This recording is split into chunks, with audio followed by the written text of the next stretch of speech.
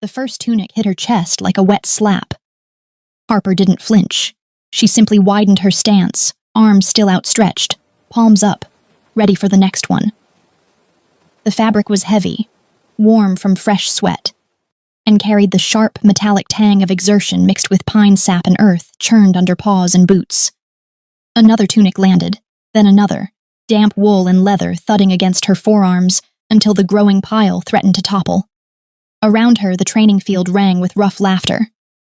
"Make sure mine's spotless, Harper," Omar called, striding past with the lazy swagger of a beta's favored son.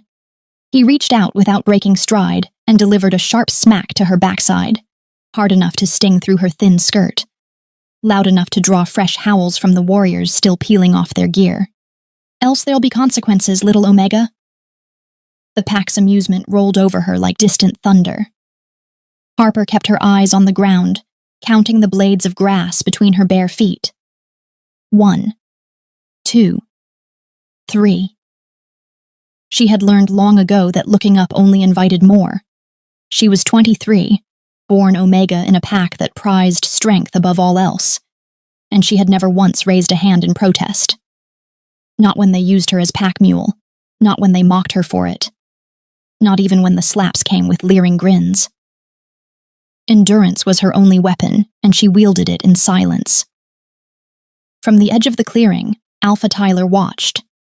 He stood motionless beneath the wide branches of an ancient oak, arms folded, golden eyes tracking the scene with the detached interest of a predator studying lesser prey. The wind shifted, carrying the mingled scents of the pack. Dominance, musk, adrenaline, and Harper dared one quick glance in his direction. Their eyes met. For a heartbeat, she let everything show, the ache in her shoulders, the burn behind her ribs, the silent plea that had lived there for years. "See me. Say something. Anything." Tyler's jaw tightened. Then he looked away. The indifference landed harder than Omar's hand ever could. Harper swallowed the lump in her throat, adjusted the teetering stack of tunics against her chest, and turned toward the tree line. Behind her, the warriors dispersed, voices fading into boasts and crude jokes, leaving only the rustle of leaves and the distant call of a hawk. She walked the familiar path to the laundry hollow with measured steps, refusing to hurry. Hurrying looked like shame. The hollow itself was little more than a long, low shed open to the elements, its stone floor perpetually damp. Steam rose from the boiling cauldrons, thick with the sour bite of lye soap and wet wool. 3 other Omegas were already bent over scrubbing boards when Harper stepped inside. They paused. Lila, oldest of the 3 and sharpest-tongued, straightened first. Water dripped from her reddened hands. "Well, look who finally showed up. Thought maybe the Alpha kept you longer this time." Mira snickered, dunking a tunic with unnecessary force. "Heard he was real generous with those herbs for your ma last week. Must be nice having a private line to the top." Harper set the pile down on the sorting table without a word. The wet fabric slapped wetly against wood. "Oh, come on," Lila pressed, Oz wiping her brow with the back of her wrist. "Everyone knows you two sneak around. Don't act like you're suffering the same as us when you're getting extra favors." Harper's fingers curled into the nearest tunic. She could feel the threadbare weave under her nails, could smell Tyler's scent still clinging to it, cedar smoke and alpha command. For one dangerous second, she wanted to hurl the whole pile into the nearest cauldron and watch it sink. Instead, she lifted her chin, met Lila's gaze for the barest instant, and began sorting. "I have work to do," she said quietly. "So do you." The silence that followed was brittle. Mira muttered something under her breath. Lila rolled her eyes and turned back to her scrubbing board. Harper worked in rhythm, sort, soak, scrub, each motion mechanical, each breath measured. The heat pressed against her skin, the lye stung the small cuts on her knuckles, but none of it mattered. Not really. Because at home, in the small cabin at the edge of Packlands, her mother waited. Thin, fever-flushed, coughing through the nights. Every clean tunic she returned meant another day the pack left them alone, Every chore finished meant coin or barter for more herbs. Every humiliation swallowed meant her mother might breathe a little easier tomorrow. So Harper kept her head down, kept her mouth shut, kept going. Because somewhere in the quiet spaces between one breath and the next, she still believed kindness mattered. That loyalty would one day be seen. That the moon, which watched everything, would eventually turn its silver gaze her way. She didn't know yet how wrong she was, or how right. The wooden bucket bit into Harper's palms long before she reached the stream. She had learned to carry it one-handed for stretches, switching arms when the ache turned sharp. But today the path felt longer, the slope steeper. Dawn light filtered through the canopy in pale gold shafts, catching mist that rose off the water like slow smoke. The stream ran clear and cold over smooth stones, whispering over moss and roots. Leaves overhead rustled in a breeze that carried the clean green scent of wet ferns and distant rain. Harper knelt at the bank, dipped the bucket, let the current fill it.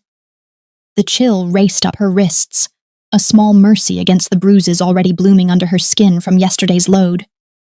She closed her eyes for a moment, breathing in the quiet. No laughter here, no eyes tracking her every move, just water and wind and the steady pulse of the forest. She filled the second bucket, tied the rope handles together, slung them over her shoulders with the yoke she'd carved herself 2 summers ago. The weight settled like an old friend, familiar, unyielding. She straightened, started back up the narrow trail. By the time she reached the cabin, the sun had climbed higher, warming the dew on the roof shingles. Smoke curled thin from the chimney. She'd left the fire banked low before dawn. She pushed the door open with her hip. Inside, the air smelled of dried thyme, wood smoke, and the faint sourness of sickness that never quite left. Her mother lay propped on pillows, cheeks flushed, eyes bright with fever. "You're late," she rasped, but the smile was soft. Path was muddy. Harper set the buckets down, crossed to the hearth, and stirred the embers back to life. She moved through the familiar motions, add kindling, blow gently, watch flame catch, while her mother watched. A knock sounded at the door. Harper froze. Tyler stepped inside without waiting for an answer, ducking under the low lintel. He carried a small burlap pouch and the sharp cedar and command scent that always preceded him. His dark hair was still damp from the morning mist. His shirt sleeves rolled to the elbows. "Morning, Mara," he said to her mother, voice low and warm. Then his gaze found Harper. "You went to the stream again?" Harper didn't answer right away. She took the pouch from him, opened it. Expensive feverfew, willow bark, a precious knot of dried moonroot, worth more than a week's worth of laundry labor. She set them carefully on the table. Tyler moved past her to the woodpile beside the hearth, selected the driest logs, began splitting kindling with quick, practiced strokes of his belt knife. The rhythmic thunk filled the small room. "You don't have to do that," Harper said. "I know." He didn't look up.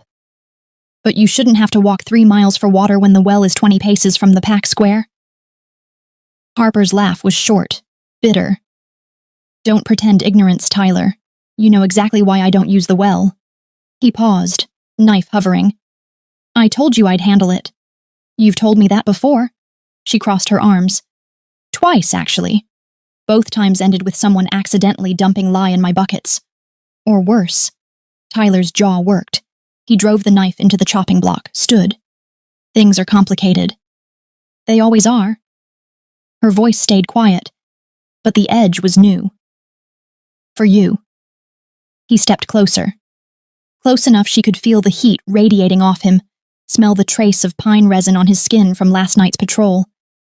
"I'm trying, Harper." "Are you?" The question hung between them. Mara coughed softly. Tyler turned at once, concern sharpening his features. He knelt beside the bed, took her thin hand. "How are you feeling today?" "Better than yesterday," Mara murmured. "Thanks to you." He smiled, small, genuine, and brushed a strand of gray hair from her forehead. Harper watched the gesture, chest tight. That tenderness was real. She knew it was. She'd felt it in stolen moments when no one else could see. But those moments never lasted past sunrise. Tyler stayed another half hour, stacking firewood, brewing a fresh pot of the herbs, talking quietly with Mara about old hunting stories. When he finally rose to leave, he paused at the door, looked back at Harper. "I'll fix it," he said. "The well, the rest of it." She met his eyes. "I've heard that promise too." He left without another word. Harper waited until the door clicked shut, then sank onto the stool beside her mother's bed. She ladled broth into a chipped bowl, helped Mara sit up. Steam curled between them, carrying the faint bitterness of willow bark. Mara sipped, then set the bowl aside. "He's a good man, Harper." Harper stared into the fire. Flames danced low and steady. "I used to believe that." "You still do." Mara's voice was gentle. "Or you wouldn't hurt so much when he looks away." Harper's throat closed. She blinked hard, refused to let the tears fall. She loved him. Fiercely, stupidly, the way only someone who had never been chosen could love. Every time he came here, every herb, every chopped log, every quiet promise, it fed the hope she couldn't kill. And every time he stood silent on the training field, every time he let Omar's hand land without a word, that hope cracked a little more. Denial was kinder than truth. So she swallowed the ache, kissed her mother's forehead, and rose to finish the day's chores. Outside, the forest waited. Stream, mist, solitude. She would go back tomorrow, and the day after. Because the well was never really about water. It was about who got to decide where she belonged. The stream ran silver under the midday sun when Harper rounded the final bend. She stopped short.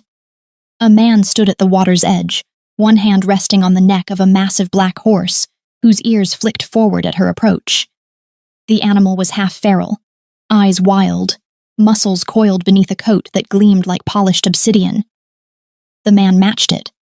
Tall, broad-shouldered, dressed in dark leathers worn from hard use. Scars traced faint silver lines across his knuckles. Power rolled off him in quiet waves, the kind that made smaller creatures go still. Everything about him said run. Harper's pulse kicked hard. She needed water for her mother. She stayed. He turned slowly. His gaze found hers, dark, steady, assessing, and something in it softened at the edges. "May I trouble you for water?" His voice was low, almost careful, on as though he feared startling her. No command, no leer, just a polite request wrapped in gravel. Harper blinked. She hadn't expected manners. She nodded once, set her buckets down, and knelt. The current tugged at her fingers as she filled the first bucket, then the second. When she rose, she offered the nearer one to him without meeting his eyes. He took it with a murmured, "Thank you," drank deeply, then tipped the rest toward the horse. The stallion lowered its head, drank in long, greedy pulls. Water dripped from its muzzle when it lifted, splashing dark spots across the stones. The man handed the empty bucket back. "I'm Domino." Harper. The name slipped out before she could weigh it. He studied her for a beat. "You come here often?" She shrugged, busying herself with the yoke. "The stream's refreshing. I like being near the water. Gives me space to think." A small lie, gentle as breath. The real reason, the well, the jeers, the hands that reached too easily, stayed locked behind her teeth. Domino didn't press. He simply fell into step beside her when she started back up the trail, leading the horse on a loose rein. The animal snorted once, then settled, hooves thudding softly in time with their strides. They walked in silence at first. Not awkward, not forced. The kind of quiet that felt like permission to exist. Halfway up the slope, Domino glanced sideways. "You're walking. I'm walking. My horse is walking." A faint smile tugged at the corner of his mouth. "Seems unfair, doesn't it? I could put you up there instead." Harper startled into a laugh, short, surprised, real, It burst out before she could catch it, bright against the rustle of leaves. She hadn't laughed like that in months, maybe years. Domino's smile deepened, though he kept his eyes on the path. "I'll take that as a no." "Wise choice," she managed, cheeks warm. They reached the fork where the trail split, one branch toward her cabin, the other curving deeper into the forest. Domino slowed. "This is where I leave you," he said. Harper nodded, suddenly aware of how close they stood. She could smell cedar smoke on his leathers, the faint metallic bite of steel somewhere beneath. Dangerous, yet he hadn't once made her feel small. He hesitated. "Will I see you again?" The question hung soft between them. She looked up, really looked. His expression was unguarded for the first time, almost hopeful. "If the gods will it," she answered, voice quiet, wistful. Domino dipped his head once, a small acknowledgement. Then he turned, swung up onto the stallion in one fluid motion, and rode away without looking back. Harper stood at the intersection until the sound of hooves faded. She lifted the yoke again, started home. The buckets felt lighter than they should have. A smile lingered on her lips the whole way. Small, secret, confused. Warmth bloomed low in her chest, unfamiliar and bright, like sunlight breaking through heavy cloud after weeks of rain. She didn't know what to call it. She only knew she hadn't felt it before. Not with Tyler. Not with anyone. And that, more than anything, frightened her. Domino came back the next day. He tethered the stallion to a low branch, sat on a flat rock by the bank, and waited. The horse grazed, tail flicking at flies. Sunlight fractured across the water in bright shards. No one came. The day after that, he returned again. Same rock. Same patient stillness. The stallion nickered once when a squirrel darted past, but Domino only watched the trail where she'd first appeared. Still nothing. On the fourth day, the forest felt heavier, the air thick with the promise of rain. He stayed longer than he meant to, fingers tracing absent patterns on the rock's surface. He told himself it was curiosity? A strange omega who'd given water without flinching, without asking for anything in return. He told himself that was all. He didn't believe it. On the fifth day, she stepped through the trees. Harper paused when she saw him, buckets swinging lightly at her sides. Surprise flickered across her face, then something softer. Amusement? Maybe relief. "Still no water where you come from?" she called, voice carrying over the stream's murmur. Domino rose, dusting his palms on his leathers. "Thought I'd try the reflection method instead. Seems to work for some people." She laughed, quiet, unguarded, and the sound hooked somewhere deep in his chest. "You're persistent." "Thirsty," he corrected deadpan. They moved together without discussion. She set her buckets down. He took the rope from her hands before she could argue. While he waded into the shallows to fill them, she approached the stallion. The horse lifted its head, ears pinned at first, then slowly relaxed as her fingers found the spot behind its jaw. It huffed warm breath against her shoulder, lids half closing. Domino glanced over his shoulder, water dripping from the bucket. "She doesn't let anyone touch her, ever." Harper scratched gently under the horse's chin. "Good thing I'm not just anyone." The words hung light between them, but they landed heavier than either expected. Domino straightened, buckets full, and met her eyes. Something unspoken passed. Quiet acknowledgement, a spark of recognition neither named. They started back up the trail side by side. He carried both buckets without strain, the yoke across his broad shoulders like it weighed nothing. Harper walked empty-handed for once, one palm resting on the stallion's neck as it ambled beside her. The horse accepted her presence as though it had always belonged there. People noticed. A pair of young betas hauling firewood paused on the path ahead, eyes narrowing at the stranger walking openly with the pack's least regarded omega. Whispers followed, sharp, curious. A woman gathering herbs at the edge of the clearing stared longer than necessary, lips thinning. Harper's shoulders tensed. "People don't look at me kindly around here," she said softly. Domino kept his gaze forward. "I noticed." He didn't ask why. Didn't need to. The way heads turned, the way eyes slid away, he understood the shape of exclusion even if he didn't know its name in this place. They reached the cabin as the sun dipped behind the ridge, painting the roof in long gold streaks. Harper took the buckets from him, poured them into the larger barrel by the door. The water glugged and settled. "You live alone?" Domino asked. She shook her head. "With my mother. She's been sick a long time." Concern sharpened his features. "Has a healer seen her?" Harper's smile was small, tired. "We can't afford one. Herbs help. Sometimes." He studied the cabin, its patched roof, the thin smoke curling from the chimney, then looked back at her. "Let me help." She started to protest. He raised a hand, gentle but firm. "It's the least I can do for the woman who didn't ask questions when she could have." Harper searched his face. Whatever she found there made her nod once, slow. "Thank you," she whispered. Domino dipped his head. "I'll be back." He mounted the stallion in one smooth motion, gave her a final look, longer than necessary, then turned down the trail. Harper watched him go until the trees swallowed horse and rider. Inside, the cabin felt warmer than it should have. She pressed a hand to her chest, felt her heartbeat still racing from something that wasn't fear. For the first time in years, the solitude didn't feel quite so heavy. 2 days later, the knock came at dusk.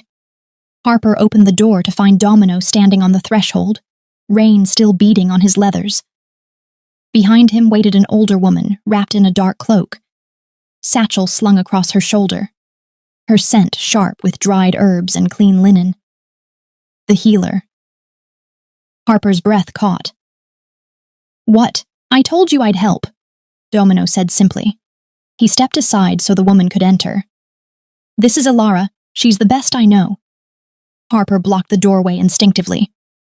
"We can't pay for this." Alara's eyes crinkled at the corners. "The fee's already settled." She glanced at Domino, then back to Harper. "May I see your mother?" Harper looked between them, stunned. Domino met her gaze without flinching, steady, unapologetic. Something in his expression said arguing would only waste time. She stepped aside. Inside, Alara moved with quiet efficiency, listening to Mara's lungs, pressing gentle fingers along her ribs, murmuring questions. Mara watched with wide eyes, color already creeping back into her cheeks from the simple act of being tended without suspicion. Harper stood against the wall, arms folded tight. When Alara finally straightened and began unpacking vials and poultices, Harper turned to Domino. "You shouldn't have," she whispered fiercely. "This is too much." He shook his head once. "It's the least I can do for the woman who gave water to a stranger without asking his name or his business." The words landed soft but heavy. Harper swallowed, throat tight. She wanted to protest again, but the sight of her mother breathing easier already stole the fight from her. Alara worked for an hour. When she left, she pressed a small pouch of remedies into Harper's hands and promised to return in 3 days. Domino lingered only long enough to nod farewell, then vanished into the gathering dark. The next morning, Tyler arrived. He carried the usual pouch of herbs, smile easy, until he stepped inside and saw the fresh poultice steaming on the table, the new blanket draped over Mara's shoulders, the faint scent of expensive healing salve lingering in the air. His smile froze. "Who was here?" he asked, voice low. Harper didn't look up from stirring broth. "A healer." Tyler set the pouch down harder than necessary. "I didn't send one." "I know." He crossed the room in 2 strides, stopped close enough she could feel the heat of his anger. "So who did?" "You don't have friends who can afford that kind of help, Harper. I'm your only friend. Who is this man I keep hearing about? The one on the black horse? The one people are whispering about?" Harper finally met his eyes. For the first time, the pleading she used to feel was gone, replaced by something colder. I recently met someone who actually kept a promise. Tyler's jaw clenched. After everything I've done, you mean the herbs you bring so you can remind me I owe you? Her voice stayed quiet, but it cut. The promises you never keep in front of the pack. He reached for her arm. She stepped back. Don't, she said. Don't try to make me feel guilty for accepting help that doesn't come with strings.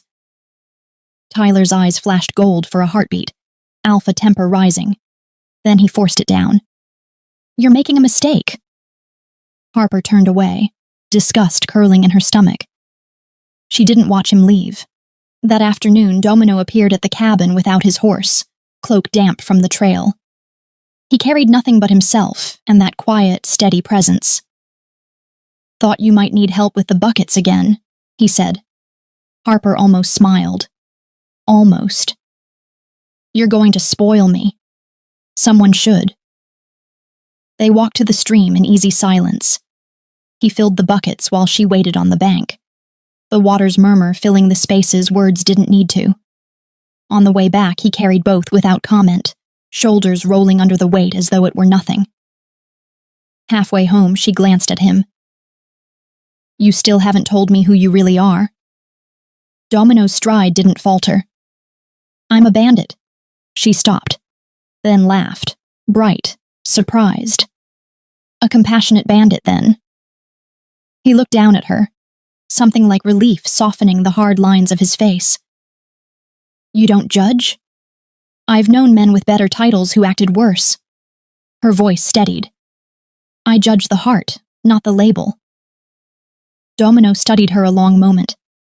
Then he nodded once, as though sealing something between them. They reached the cabin. Harper set the buckets down, turned to him. The pack's having a bonfire tonight, she said. The words came out half test, half hope. Would you come? His eyes lit. That rare, unguarded smile curved his mouth. If the lady asks, how could I refuse? Harper's heart tripped hard. She laughed again, lighter this time, and felt the warmth spread, bright and dangerous and new. She didn't know what she was inviting. She only knew she wanted him there. Harper paced the narrow space between the hearth and the bed, skirts brushing the floorboards with every tight turn. The cabin felt smaller tonight, the air thick with the scent of pine resin and the faint herbal tang of Alara's poultices. Her mother watched from the pillows, eyes soft in the firelight. You're wearing a path in the floor, child. Harper stopped, fingers twisting the edge of her shawl. He said he'd come. What if he doesn't? Mara reached out a thin hand. Harper crossed to her at once, sinking onto the stool beside the bed. Mara's fingers closed around hers, cool, fragile but steady. He kept his word about the healer. He'll keep this one too. Breathe. Harper exhaled shakily. I invited a stranger to the pack bonfire. People will talk. Let them. Mara's smile was small but fierce. You deserve a night that isn't spent serving or hiding. A knock sounded, firm, unhurried. Harper shot to her feet. Domino stood framed in the doorway, cloak dusted with early night frost, dark eyes finding hers immediately. I'm late, he said without preamble. The trail was longer than I remembered. Relief flooded her so fast her knees nearly buckled. You came. I promised. He dipped his head toward Mara. Good evening. Mara studied him openly. You're the one who brought the healer. I am. Then you're welcome here any time. She squeezed Harper's hand once more. Go, enjoy the fire. Domino offered his arm. Harper took it, pulse racing under her skin. The bonfire roared at the heart of the pack clearing, flames leaping 20 feet high, spitting sparks into the black sky. Drums throbbed low and insistent. Fiddles wove sharp, bright melodies above them. The air was heavy with roasted venison, charred wood, and the musk of too many wolves pressed close. Laughter rolled in waves. Eyes turned as they approached. Omar saw them first. He pushed off a log where he'd been lounging with a tankard, swagger thick with ale. Well, well, the Omega finally brought a date. His gaze raked over Domino, then settled on Harper with lazy cruelty. Shouldn't you be fetching meat instead of cuddling up to some stray? Harper stiffened. Domino stepped forward before she could speak. Slow, deliberate. He didn't raise his voice. He didn't need to. Dominance rolled off him like heat from the fire itself. Thick, suffocating, undeniable. The air seemed to thicken. Nearby conversations faltered. Omar's smirk vanished. His shoulders hunched involuntarily, tankard lowering. Tonight, Domino said, voice low enough that only Omar and those closest could hear. She's with me. Omar's throat worked. He took one step back, then another, eyes darting to the ground. The crowd parted without a word. Harper's breath caught. A thrill raced through her, sharp, electric. No one had ever stood between her and the pack's teeth before. She glanced up at Domino. His jaw was set. But when he looked down at her, the hardness softened. You liked that, he murmured. She couldn't lie. Yes. Across the fire, Tyler watched. He had the noble's daughter on his arm, all silk and practiced smiles. He spun her in time to the music, movements sharp, possessive. Every few turns his gaze cut toward Harper and Domino. She laughed at something Domino said, head tipped back, throat exposed in the firelight, and Tyler's grip tightened on his partner's waist until she winced. Harper didn't notice. Tyler's temper snapped. He excused himself mid-dance, strode toward the storage shed at the clearing's edge where barrels of ale and extra meat waited. Harper had just stepped away from Domino to grab a water skin when Tyler blocked the doorway. Enjoying yourself? His voice was silk over steel. Harper lifted her chin. I was? You brought a stranger to my bonfire. Didn't think to ask.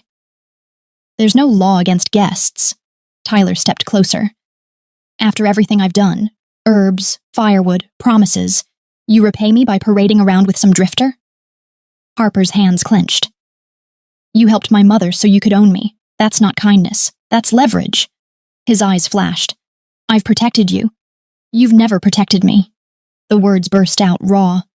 Not once in public. Not when Omar slapped me. Not when they laughed. You watched. You always watch. And you call it love? It's shame dressed up as affection. Tyler's face darkened. I'm your alpha. You will... A growl ripped through the night. Deep, primal, freezing every wolf within earshot.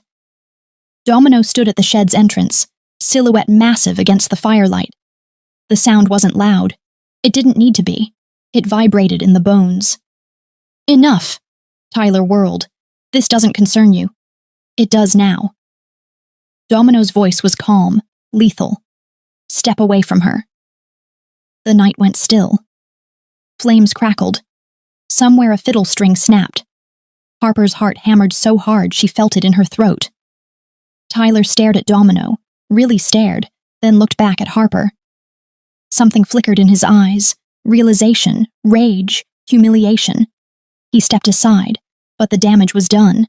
The night had just shifted, and none of them could pretend otherwise anymore. Tyler's lip curled.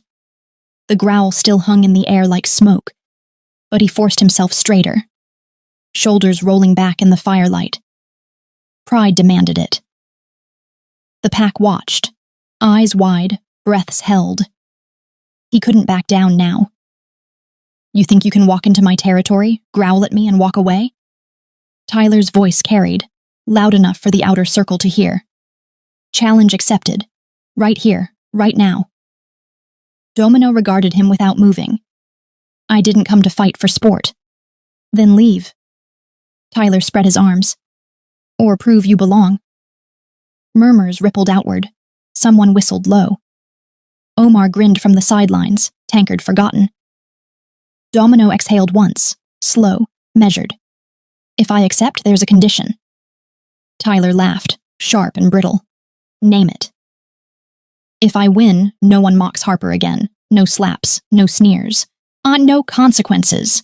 She walks where she wants, speaks when she wants, and you, all of you, keep your hands and your mouths to yourselves. A hush fell. Tyler's eyes narrowed. He glanced at Harper, standing frozen near the shed, face pale in the flickering orange glow. Then back to Domino. Done, he spat. But when I drop you, stranger, you crawl out of my lands and never come back. Domino inclined his head. Agreed. The crowd surged back, forming a rough circle. Drums fell silent. Even the fire seemed to lean in, flames snapping higher. Tyler shifted first, bones cracking, muscles swelling under skin that split and resealed in seconds. Golden fur erupted along his arms, chest, shoulders. Claws lengthened, black and curved. His eyes burned bright amber, teeth bared in a snarl. Domino didn't rush. He rolled his shoulders once. Let the shift take him slower. Deliberate. Black fur rolled over him like ink spilled across stone. Larger than Tyler. Broader. When he finally straightened, the ground seemed to shudder under his weight. His eyes, still dark, still calm, locked on Tyler's. Harper pressed a hand to her mouth. Her heart slammed against her ribs so hard she tasted copper. Tyler lunged. He struck fast, claws raking downward in a vicious arc. Domino sidestepped, letting the blow whistle past, then countered with an open-palmed shove that sent Tyler staggering. The alpha recovered instantly, spinning, slashing again. This time the claws connected, 4 red lines blooming across Domino's ribs. Blood welled dark and thick. The crowd gasped. Harper's knees buckled. No. Domino didn't flinch. He tasted the copper on the air, felt the sting. Tim then stepped inside Tyler's reach. His fist drove into Tyler's gut. Precise, controlled. Air exploded from Tyler's lungs. He doubled over, claws scraping uselessly against Domino's forearm. Tyler roared, surging up with jaws wide. He snapped at Domino's throat. Domino caught his muzzle in both hands, twisted, forced the alpha's head down. Tyler's hind legs scrabbled, claws gouging earth. Domino released and struck again, elbow to the temple, knee to the ribs. Each hit landed clean, measured. No wasted motion. Tyler staggered. Blood matted his fur. He charged once more, desperate now, all fury and no form. Domino met him head-on, forearm blocking claws, fist cracking against jaw. Tyler's head snapped back.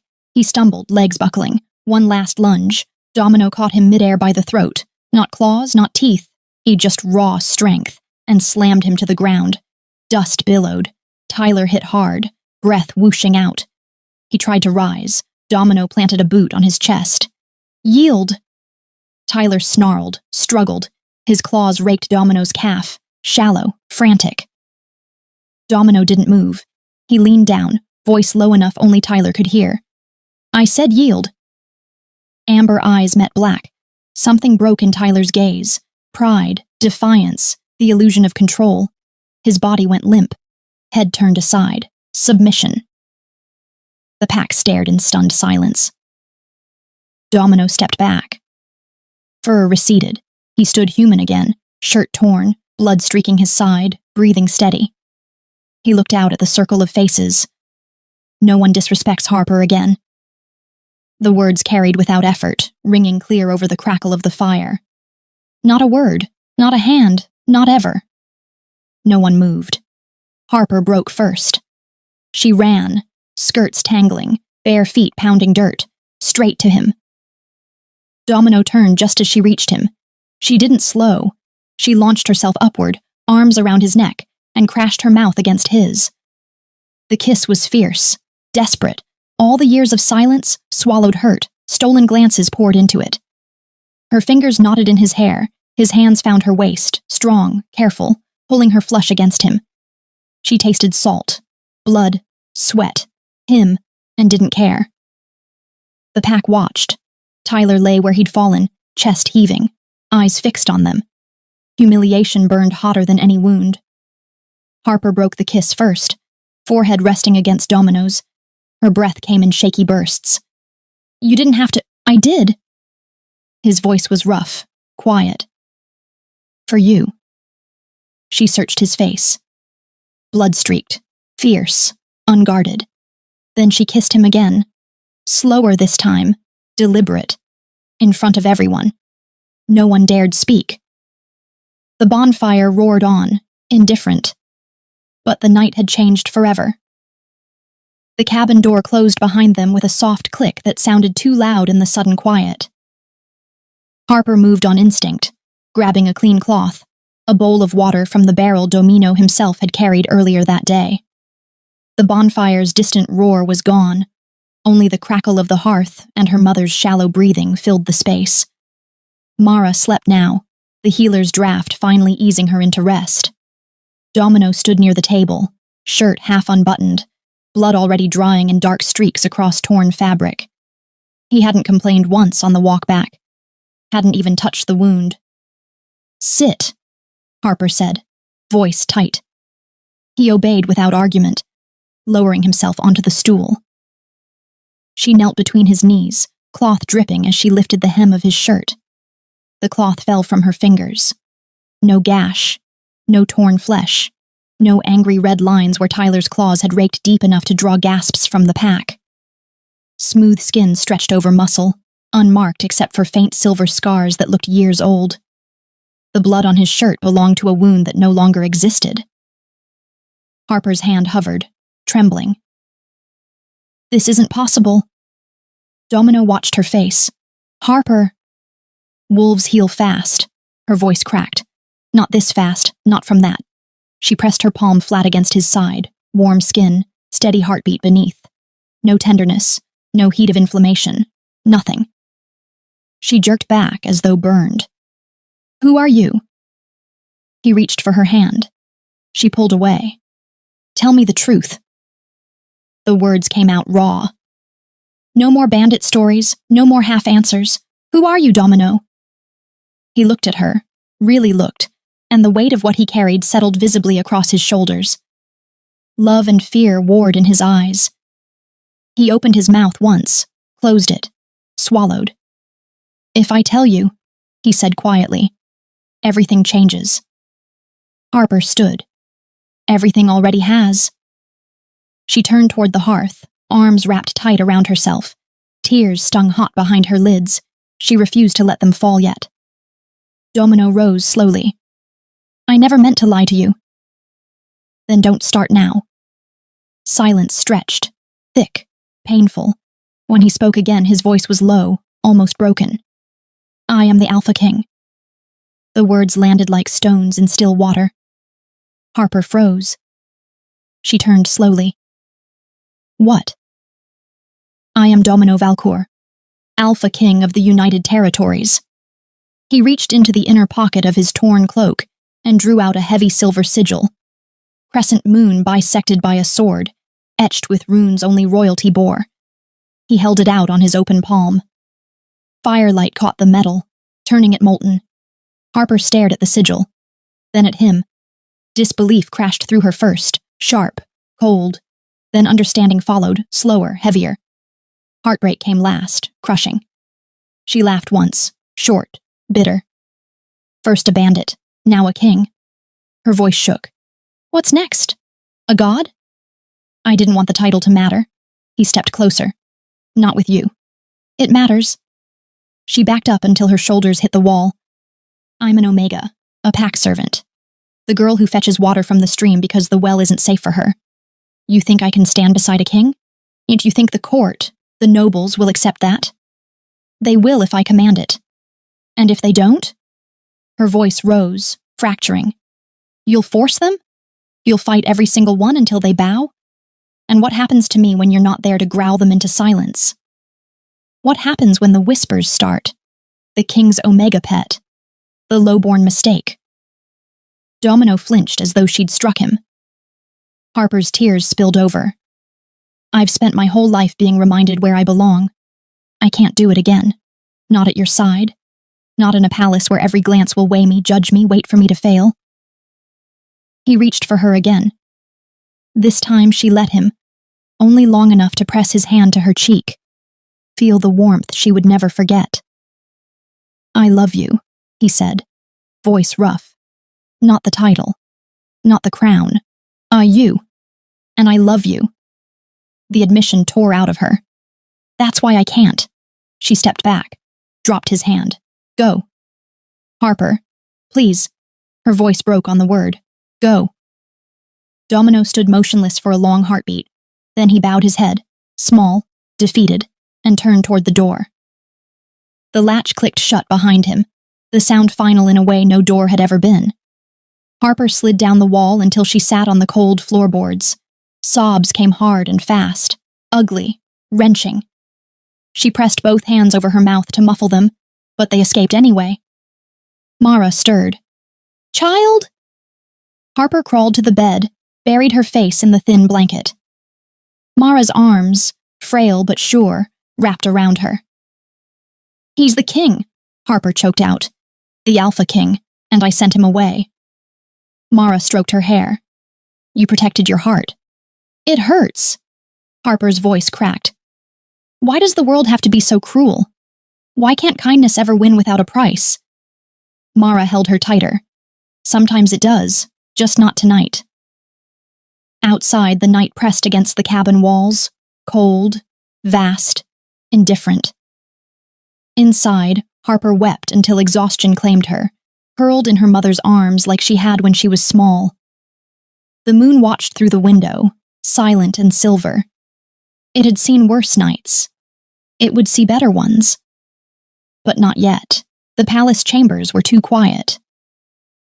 Domino stood at the tall, arched window, palms braced on the cold stone sill, staring out at the moon-drenched gardens below. The silver light painted everything in stark monochrome. Hedges clipped to perfection. Fountains silent. Paths empty. Inside his chest, something clawed and restless. He could still feel her lips on his, fierce, desperate, tasting of smoke and salt and everything he'd never known he needed. Then the moment she'd pulled away. "Go." The single word had cut deeper than Tyler's claws ever could. He hadn't slept since. Memories came unbidden. Harper kneeling at the stream, offering water without hesitation. The way she'd laughed. Bright, surprised, when he'd joked about riding. The soft stroke of her hand on his horse's neck. Calming a creature that feared everything else. Kindness given freely. No strings, no fear of consequence. In a world built on rank and leverage, she had treated him like a man. Just a man. And he had let her believe he was nothing more. The rejection hadn't been cruelty. It had been self-preservation. Armor forged from years of being reminded she was less. He understood it. He hated it. Most of all, he hated that the crown he wore was the very thing keeping them apart. A knock sounded. Low. Respectful. "Enter." The chamberlain stepped inside, bowing. "The council awaits in the great hall, Your Majesty." Domino straightened. "Good." He strode through corridors lined with tapestries of ancient victories, past guards who snapped to attention. The great hall smelled of polished oak and candle wax. 12 nobles rose as he entered, silks rustling, eyes wary.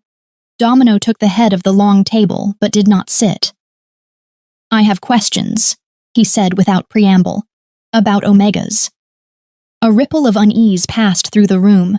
Lord Varen cleared his throat first. "Sire, why are they relegated to the margins?" Domino's voice was calm, deadly calm. "Why are they mocked, used, dismissed? Why do we allow a caste system that punishes kindness and rewards cruelty?" Silence stretched. Lady Saris spoke next, voice measured.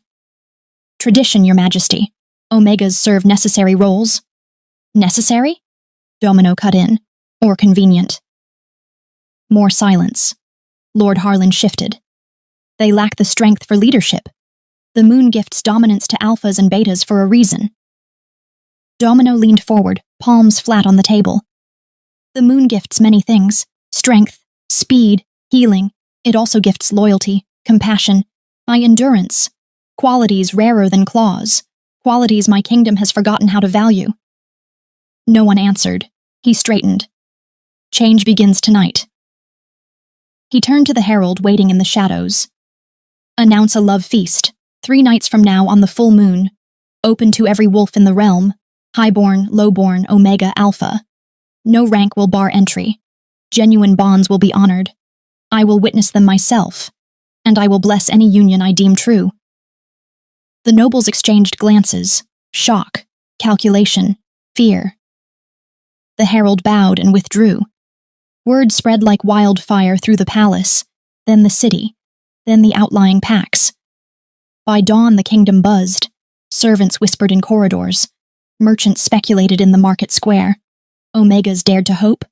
Alphas grumbled but listened. 3 nights later the palace grounds glowed. Torches lined the vast lawn. Tables groaned under roasted boar, honeyed bread, spiced wine. Musicians played under silk canopies. The full moon hung swollen and bright, bathing everything in silver. Harper sat on a low bench near the outer edge, her mother beside her. Mara's color had returned. She breathed easier now, leaning lightly on Harper's arm. They had come quietly, no fanfare, no expectation, just to see. From the crowd, hidden loves began to surface. A noble's son left his family's table, crossed the grass, and pulled an Omega girl from the dancers. He dropped to one knee.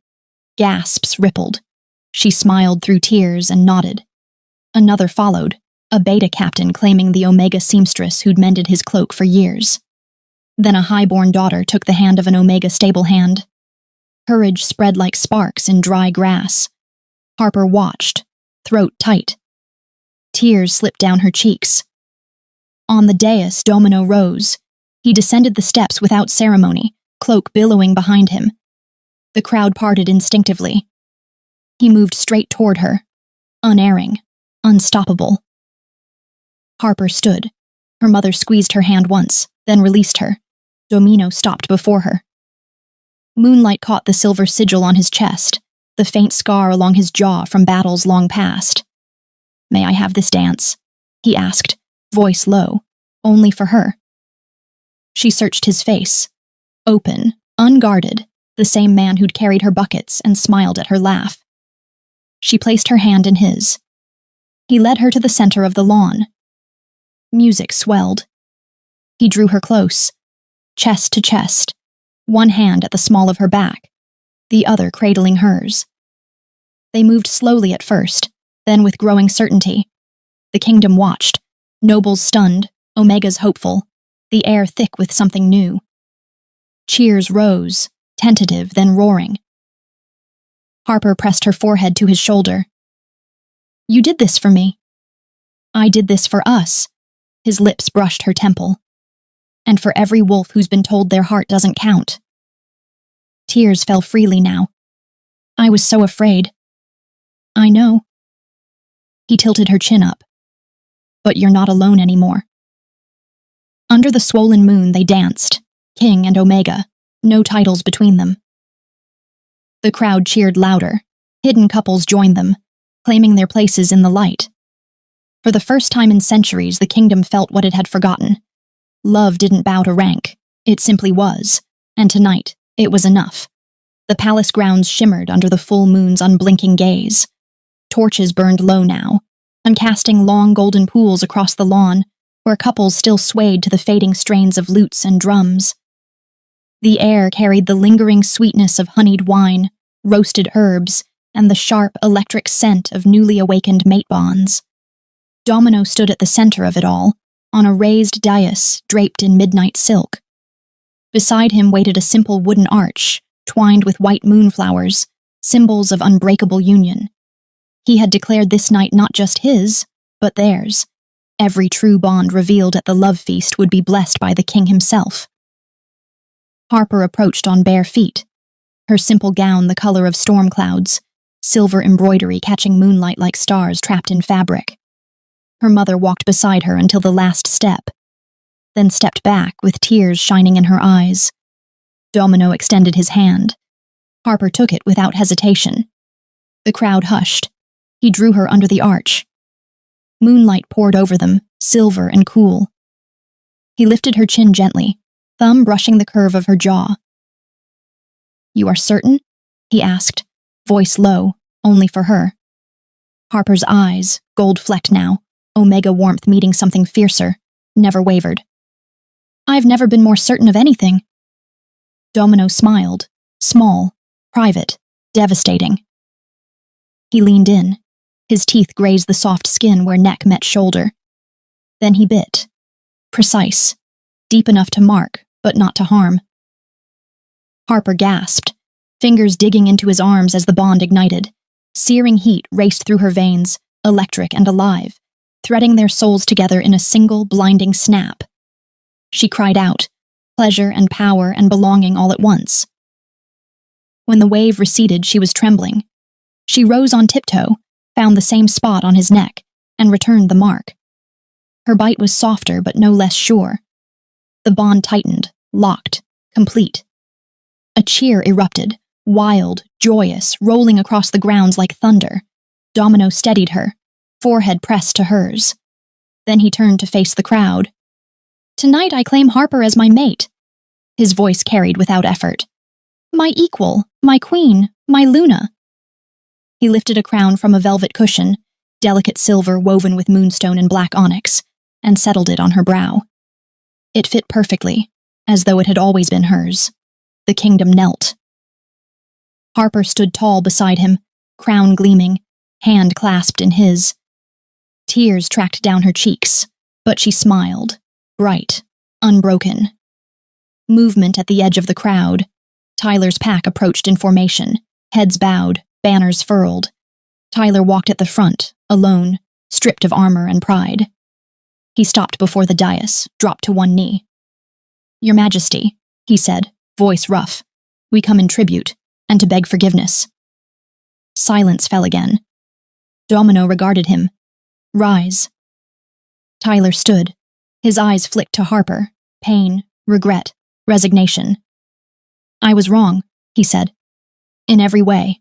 I failed you, Harper. I failed my pack. I failed the moon that binds us all. Domino stepped forward. You are forgiven. The past ends here. Serve your people with honor from this night forward. Tyler bowed again, deeper. Then his gaze lifted to Harper. She stepped down one step, crown catching moonlight. I forgive you too, she said quietly.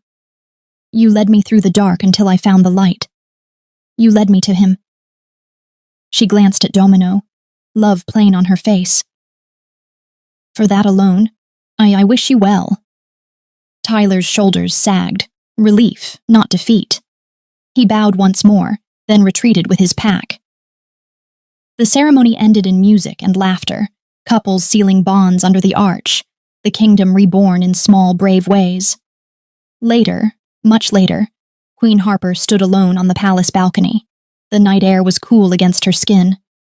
Below, the grounds lay quiet now, torches guttering out one by one. Above, the moon hung full and heavy, watching. She touched the crown, still unfamiliar, yet right.